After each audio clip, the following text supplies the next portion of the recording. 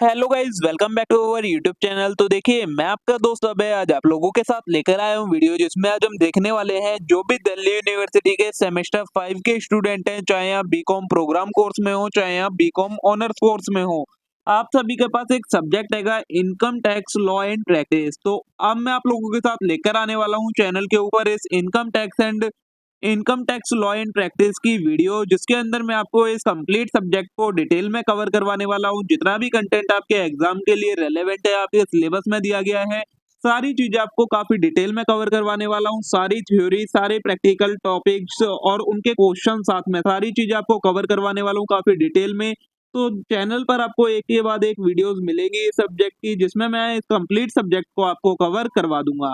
जिन notes में से आपको मैं ये कवर करवा रहा हूँ, ये पेड नोट्स है। अगर आपको ये नोट्स चाहिए तो आप ये परचेज कर सकते हैं। 199 रुपीज में आपको पांचों यूनिट के नोट्स अवेलेबल मिल जाएंगे, जिसके अंदर सारी थ्योरी कवर करवाई गई होगी।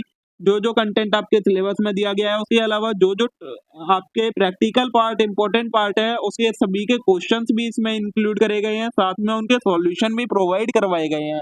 तो 199 रुपीज में आप इस पांचों यूनिट के नोट्स को खरीद सकते हैं। नोट्स परचेज करने के लिए आप मेरे को व्हाट्सएप या टेलीग्राम पर डीएम करिए, वहां से आप इसे परचेज कर सकते हैं। तो चलिए, अब बिना देर किए शुरू करेंगे हम अपनी आज की वीडियो। लेकिन अगर आपने अभी तक चैनल को सब्सक्राइब ना करा हो तो चैनल को जरूर सब्सक्राइब कर लें इस टाइप की और कंटेंट के लिए। वीडियो को अपने सभी दोस्तों के साथ शेयर करना ना भूलें। तो देखिए, आज की वीडियो में हम देखने वाले हैं जो हमारी यूनिट नंबर 5 है, जिसका नाम है deduction and computation of total income and tax liability. इस यूनिट को कवर करने वाले हैं। सबसे पहले देख लेते हैं इन यूनिट्स में हमें करना क्या क्या है। तो deduction from gross total income, rebates and relief, computation of total income and tax liability of individual, ये सारी चीजें हमें इसमें देखनी है। ठीक है, सबसे पहले जो पार्ट ए है इसका, वो है deduction from gross total income की। जब आप पांचों हेडों की इनकम को कैलकुलेट कर लेते हो, उसके बाद जो लॉसेस वगैरह सेट ऑफ होने होते हैं, वो सारे लॉसेस वगैरह सेट ऑफ कर लेते हो। उसके बाद जो इनकम बचती है वो आती है आपकी ग्रॉस टोटल इनकम। अब उसमें से आपको कुछ डिडक्शंस अलाउ करती है गवर्नमेंट। कौन कौन से? तो no deduction under section 80C to you is permitted if assessee choose to adopt the new tax regime under section 115 BAC। अगर जो टैक्स पेयर है वो 115 BAC, ये 155 हो गया, लेकिन ये है 115 BAC स्कीम, जो कि न्यू टैक्स रिजीम है, उसे ऑप्ट आउट करता है, मतलब उसके अंदर अपनी टैक्स कैलकुलेशन करता है, तो किसी भी तरीके का डिडक्शन उसे नहीं मिलता है। लेकिन ओल्ड स्कीम के अंदर, जो पुरानी टैक्सेशन की स्कीम है, उसमें काफी सारे आपके डिडक्शंस अवेलेबल होते हैं। जो इंपॉर्टेंट डिडक्शन है क्वेश्चंस में दिए गए होते हैं, सिर्फ वही मैं आपको कवर करवाने वाला हूँ।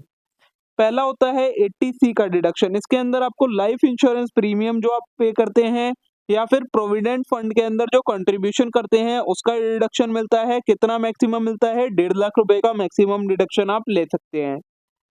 फिर आता है 80CCC सेक्शन, जिसके अंदर आपको पेंशन फंड का डिडक्शन मिलता है 1.5 लाख रुपए का। 80CCD1 होता है, जिसके अंदर आपको किस चीज का deduction available in respect of employee contribution to national pension scheme. अगर एम्प्लॉय एनपीएस के अंदर कंट्रीब्यूशन करता है तो उसका डिडक्शन मिल जाता है। 80CCD1B के अंदर additional deduction of 50,000 is available in respect of employee contribution to national pension scheme. इसमें भी मिलता है ऊपर वाले में डिडक्शन। एनपीएस के अंदर 50,000 का एक्स्ट्रा डिडक्शन मिल जाता है 80CCD1B के अंदर। इस 80CCD2 के अंदर deduction available in respect of employer contribution. अगर आपका एम्प्लॉयर एनपीएस के अंदर कंट्रीब्यूट करता है तो उसका डिडक्शन 80CCD2 में मिल जाता है। 80D के अंदर आपको deduction in respect of health और मेडिकल इंश्योरेंस प्रीमियम। अगर आप हेल्थ इंश्योरेंस प्रीमियम या मेडिकल इंश्योरेंस प्रीमियम पे करते हैं, उसका डिडक्शन मिलता है आपको 80D में। 80DD में deduction in respect of maintenance including medical treatment of dependent who is person with disability.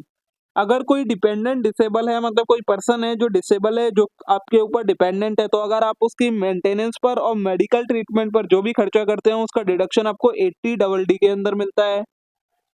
80DB के अंदर आपको deduction in respect of medical treatment का डिडक्शन मिल जाता है आपको। 80E के अंदर payment of interest of loan taken for higher studies. आपने लोन लिया है स्टडीज का, उसका जो इंटरेस्ट की पेमेंट होती है उसका डिडक्शन मिल जाता है आपको। 80EE के अंदर deduction in respect of interest on loan taken for residential house property. Residential house property के लिए जो लोन लिया जाता है उसका डिडक्शन आपको 80EE के अंदर मिल जाता है। 80G के अंदर reduction in respect of donation to certain charitable institutions, कुछ फंड्स के अंदर और चैरिटेबल इंस्टीट्यूशन में अगर आप डोनेशन करते हो तो उसका डिडक्शन मिल जाता है। 80GG के अंदर deduction in respect of rent पे, जो आप रेंट पे करते हैं उसका डिडक्शन मिलता है। GGA में आपको डिडक्शन मिलता है साइंटिफिक रिसर्च और रूरल डेवलपमेंट के लिए अगर आप डोनेशन करते हैं उसका। और 80GGB या GGC में आपको पॉलिटिकल पार्टी का अगर आप कंट्रीब्यूशन करते हैं तो उसमें डोनेशन देते हैं तो उनका डिडक्शन आपको मिल जाता है। ठीक है, तो ये कुछ इंपॉर्टेंट डिडक्शन थे जो आपको मिलते हैं अगर आप ओल्ड स्कीम के अंदर रहते हैं। ये उससे रिलेटेड क्वेश्चन दिए गए हैं, आप इन्हें कैलकुलेट हम देखेंगे जो प्रैक्टिकल वीडियो वाले पार्ट होगा उसके अंदर। पार्ट ए कंप्लीट हो गया। पार्ट बी आता है हमारा tax rate, rebates and relief वाला, कि टैक्स रेट क्या है और किस तरीके से आपको रिबेट्स और रिलीफ मिलते हैं। तो सबसे पहले देखिए, टैक्स ऑन टोटल इनकम आता है आपका अकॉर्डिंग टू डिफरेंट रेट, अलग अलग आपकी इनकम निकल के आती है और उस पर आपको टैक्स कैलकुलेट हो जाता है। टैक्स कैसे कैलकुलेट होता है ये भी अभी हम देखेंगे। टैक्स जो आ जाता है आपका, उसमें से आपको रिबेट मिलती है सेक्शन 87A की, उसमें आपका सरचार्ज ऐड होता है, health and education cess add होता है, टैक्स रिलीफ अंडर सेक्शन 86, 89, 91 ये लेस होता है, और interest payable under section 2234A, B और C ये ऐड होता है। उसके बाद अगर आपको कोई TDS TCS डिडक्ट हुआ होता है तो वो लेस हो जाता है, आपका लास्ट में टैक्सेबल अमाउंट आ जाती है और उसे राउंड ऑफ कर दिया जाता है मल्टीपल ऑफ 10 में, वो आपका टोटल टैक्स लाइबिलिटी बन जाती है। ठीक है, सबसे पहले आता है rounding off tax section 288B। तो section 288B state that any sum owned and any amount payable under this act provision are rounded off to closest multiple of 10। अगर आपका टैक्स बनता है, मतलब टैक्स पे करना बनता है या आपका रिफंड बन रहा होता है, अगर वो एब्सोल्यूट फिगर्स में नहीं होता है तो उसे नियरेस्ट मल्टीपल ऑफ 10 के अंदर राउंड ऑफ कर दिया जाता है। Any figure representing a paisa is omitted throughout the rounding process. If figure is at unit place 5 or higher, it round off to next multiple of 10. If less than 5, it left out और round off to lower multiple of 10। अगर last जो unit place होती है वो 5 से ज्यादा है तो नेक्स्ट मल्टीपल ऑफ 10 में उसे चेंज कर दिया जाता है, और 5 से कम है तो लोवेस्ट मल्टीपल ऑफ 10 में चेंज कर दिया जाता है। ठीक है, अब बात आती है टैक्स रेट की कि किस रेट से टैक्सेस कैलकुलेट किए जाते हैं। तो दो तरीके की स्कीम है, न्यू स्कीम और ओल्ड स्कीम। सबसे पहले हम बात करने वाले हैं ओल्ड स्कीम के बारे में। तो income tax rate for such resident who have been 60 years of age और more but less than 80 year, जो 60 साल से ज्यादा के हैं और 80 साल से कम के हैं, ड्यूरिंग द फाइनेंशियल ईयर 2022-23 में उनका रेट होता है, फर्स्ट 3 लाख की इनकम एग्जेम्प्ट होती है, कोई टैक्स नहीं लगता। नेक्स्ट 3 लाख से 5 लाख की इनकम पर 5% का लगता है, 5 से 10 पर 20% और 10 से ऊपर का इनकम पर 30% का टैक्स लगता है। फिर आते हैं हमारे सुपर सीनियर सिटीजन जो कि 80 ईयर से ऊपर की एज के होते हैं, उनके फर्स्ट 5 लाख की इनकम पर नील टैक्स लगता है, 5 से 10 लाख की इनकम पर 20% और 10 लाख से ऊपर की पर 30%। फिर आता है income tax rate for individual other than those referred in clause A and B, जो ऊपर ए और बी में नहीं है, मतलब 60 साल से नीचे वाले लोगों के लिए। फर्स्ट 2.5 लाख की इनकम एग्जेम्प्ट होती है, 2.5 से 5 लाख पर 5%, 5 से 10 पर 20% और 10 से ऊपर वालों पर 30% का टैक्स लगता है। अब जो टैक्स निकल के आता है ऊपर वाले स्लैब रेट के अकॉर्डिंग, उसके ऊपर आपका सरचार्ज जो लगता है। अगर आपकी टोटल इनकम 50 लाख से ज्यादा है और 1 करोड़ से कम है, मतलब 50 से 1 करोड़ के बीच में है तो आपका 10% का सरचार्ज लग जाएगा। 1 करोड़ से 2 करोड़ के बीच में है तो 15% का सरचार्ज, 2 करोड़ से 5 के बीच में है तो 25% का सरचार्ज, और 5 करोड़ से ऊपर की इनकम है तो 37% का सरचार्ज आपका लग जाएगा। फिर आता है rebate of income tax in certain individual 87A का। तो resident who individual and whose total income is less than 5 lakh are eligible for tax reduction under section 87A। ऐसे इंडिविजुअल जिनकी इनकम 5 लाख से कम की होती है उनको 87A का रिबेट मिल जाता है, मतलब डिडक्शन मिल जाता है। एक तरीके से कितना मिलता है, जो आपका 100% टैक्स है वो, या फिर 12,500 जो भी लेस होता है उतना आपको डिडक्शन मिल जाता है।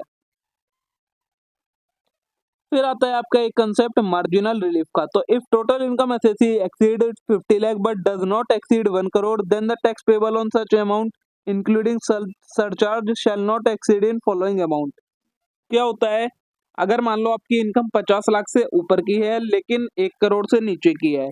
50 लाख से कितनी ऊपर है, सिर्फ 50 लाख से अगर 10,000 भी ऊपर है, 50 लाख 10,000 है, तो उस पर जो आपकी टैक्स कैलकुलेशन होगी वो टैक्स ज्यादा बन जाएगा उस 10,000 पर, एज कम्पेयर टू कि आपका 10,000 से इनकम सिर्फ 10,000 से बनी है, लेकिन अब आपका स्लैब रेट चेंज हो जाएगा, 50 लाख से 1 करोड़ वाला हो जाएगा, तो उस पर आपका सरचार्ज उतना लग जाएगा जितना आपका टैक्स नहीं, इनकम नहीं होती है। सिर्फ 10,000 आपकी इनकम बढ़ी है लेकिन आपका टैक्स 50 लाख से ऊपर होने की वजह से ज्यादा हो जाएगा। तो इस केस में फिर क्या होता है, आपका एक मार्जिनल रिलीफ मिलता है। वो किस तरीके से मिलता है, tax payable on 50 lakh plus income exceeding 50 lakh. कि 50 लाख तक की इनकम पर जो टैक्स बन रहा है वो टैक्स कैलकुलेशन कर लो, ऊपर जो 10,000 रुपीज है वो डायरेक्ट आप गवर्नमेंट को पे कर दो, उस पर कोई इनकम अपनी इंक्लूड करो ही मत। तो उससे आपका क्या होता है, टैक्स कम हो जाता है as compare to change in income. ऐसे ही क्या होता है, जो अब 1 करोड़ से 2 करोड़ के बीच में है तो इस तरीके से tax payable on 1 crore plus 10% surcharge plus income exceeding 1 crore. अगर 2 करोड़ से 5 के बीच में है तो tax payable on 2 crore plus 15% surcharge plus income exceeding 2 crore.